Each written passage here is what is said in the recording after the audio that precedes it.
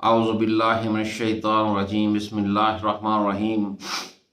شرع لکم من الدین ما وصی بہ نوحا والذی اوحینا الیک وما وصینا بہ ابراہیم وموسیٰ وعیسیٰ ان اقیموا الدین ولا تتفرقوا فیہ کبر علی المشرکین ما تدعوہم الیہ اللہ یجتبی الیہ من یشاء ویہدی الیہ من ینیب صدق اللہ العظیم۔ سامعین محترم، میں نے آپ کے سامنے سورہ شورا کی آیت نمبر 13 تلاوت کی ہے۔ ترجمہ: اس اللہ نے تمہارے لیے دین کا وہی طریقہ مقرر کیا ہے جس کا حکم اس نے نوح کو دیا تھا اور جس کی اب ہم نے تمہاری طرف وحی کی ہے،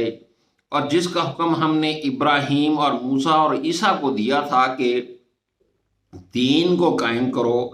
اور اس میں تفرقہ برپا نہ کرو۔ یہی بات مشرکوں کو ناگوار ہوئی ہے جس کی طرف اے محمد صلی اللہ علیہ وسلم تم انہیں دعوت دیتے ہو۔ اللہ اپنے لیے منتخب کر لیتا ہے جس کو چاہتا ہے اور اپنی طرف راہ اسی کو دکھاتا ہے جو اس کی طرف رجوع کرتا ہے۔ سامعین محترم، یہ آیت تم لوگوں کے لیے ایک ثبوت کے طور پر پیش کر رہا ہوں جو یہ کہتے ہیں کہ کہاں لکھا ہوا ہے کہ اللہ کے اسلامی نظام کو قائم کرنا ہے، اللہ کے دین کو قائم کرنے کا حکم کہاں پر ہے۔ تو اس آیت کے اندر اللہ تعالیٰ نبی کریم صلی اللہ علیہ وآلہ وسلم کو کہہ رہے ہیں کہ یہی دین نوح علیہ السلام، ابراہیم علیہ السلام، موسیٰ علیہ السلام اور عیسیٰ علیہ السلام کی ذمہ داری تھی کہ وہ اس دین کو، اسلامی نظام کو قائم کریں۔ یہی ذمہ داری ہم نے آپ کو دی ہے کہ آپ نے اس دین کو قائم کرنا ہے۔ اقیم الدین ولا تتفرقوا فیہ، اور اس کے اندر تفرقہ برپا نہیں کرنا۔ یہی ذمہ داری امت محمدیہ کے اوپر بھی ڈالی گئی ہے۔ نبی کریم صلی اللہ علیہ وآلہ وسلم چونکہ آخری نبی ہیں، ان کے بعد کوئی نبی نہیں ہے،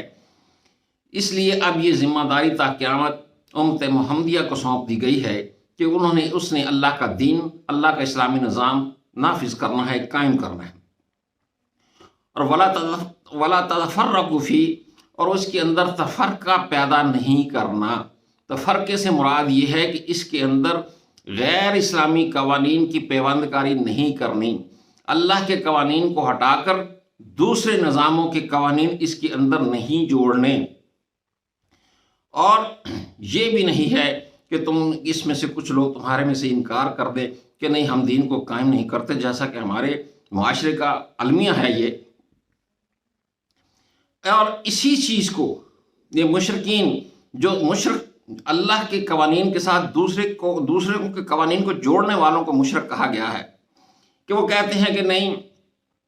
کچھ اسلامی قوانین چلائیں اور کچھ غیر ملکی قوانین کو ملا کر ہم چلا لیتے ہیں اپنا ملک، ورنہ ہم اس دنیا کے اندر جی نہیں پائیں گے۔ تو انہیں مشرکین کہا گیا ہے کہ جو اللہ کے قوانین کے ساتھ دوسروں کے قوانین مکس کر دیتے ہیں، ملغوبہ بنا لیتے ہیں، جس طرح کہ ہمارے پاکستان کا نظام چل رہا ہے۔ اور اسی سورہ شورا کی آیت نمبر 38 کے اندر اللہ تعالیٰ نے یہ ایک اور آیت کے اندر کہا کہ امرهم شورا بینہم ومما رزقناہم ینفقون، اور ان کے حکومتی معاملات آپس کے مشورے سے طے ہوتے ہیں، اور جو کچھ ہم نے ان کو دیا، اور جو کچھ ہم نے ان کو دیا ہے اس میں سے خرچ کرتے ہیں۔